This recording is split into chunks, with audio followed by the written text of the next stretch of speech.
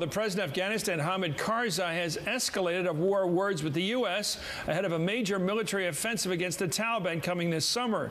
He accused us of perpetrating voter fraud in the last elections, and on Saturday, Karzai told members of the Afghan parliament, quote, "If you and the international community pressure me more, I swear that I'm going to join the Taliban. How can we work with a leader who threatens to join the very forces we're trying to defeat?"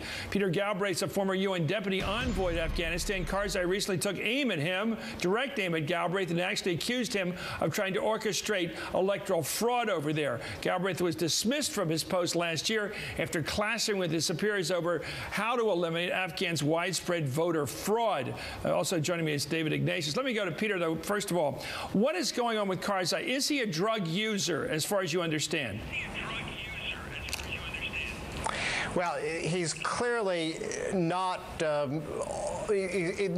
entirely normal, and that was an observation that was also made by Dr. Abdullah, who's a physician and who is his principal opponent. And this is fairly well known among diplomats in Kabul.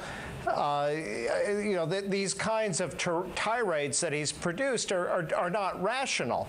It can't possibly be rational for him to say that he's going to join the enemy of the United States.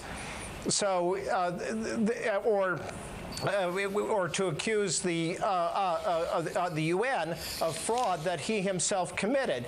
Now, there are reports in the palace from the palace that he uses drugs, hashish. I don't know the accuracy of that, but I have some confidence in the sources. Well, let me ask you about our situation over there. We Americans, we have fighting forces in the field over there who are, in harm's way right as we speak, on post, defending our interests over there. As you understand them, is it in our interest to continue to support the Karzai government? That's not really the issue. What he said is offensive, but we're not in Afghanistan to defend Hamid Karzai. But the larger problem is that in order for our strategy to work, which is a counterinsurgency strategy, we need to have a credible Afghan partner.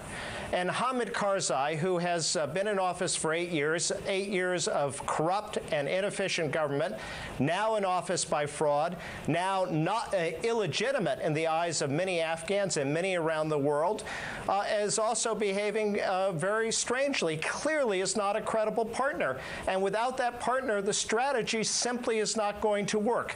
The reason's very simple. U.S. troops can come into an area, they can clear out the Taliban, but by and large, we don't kill them. They disappear. They go back to their home villages or to another place. And so unless we're going to stay there forever, which we obviously won't, we need to have Afghan security forces who can fill in, and most importantly, we need an Afghan government that can provide honest administration, win the support of the population, and that clearly is not the government led by Hamid Karzai.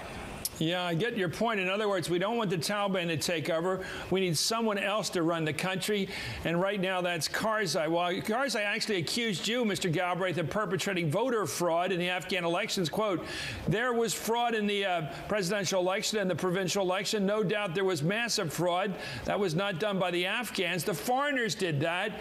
That fraud was done by Galbraith, and that fraud was done by the embassies here." What do you make of that kind of charge?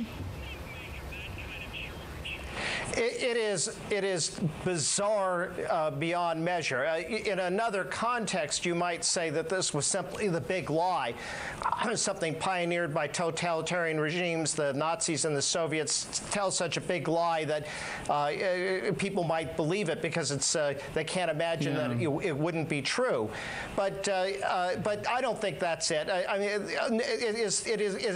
the person who's hurt by that kind of lie is Karzai, and so again, I have to say that it's irrational. Now, as to the substance, I think it's fairly well known that Ban Ki-moon fired me because I felt that the UN should take an active role, first in preventing the fraud, and then in doing something about it after it took place. And it was the UN's view that we should simply support the Afghans and support the Karzai Election Commission, whatever it did. So it's a really a very bizarre accusation that really raises questions about Karzai's mental stability.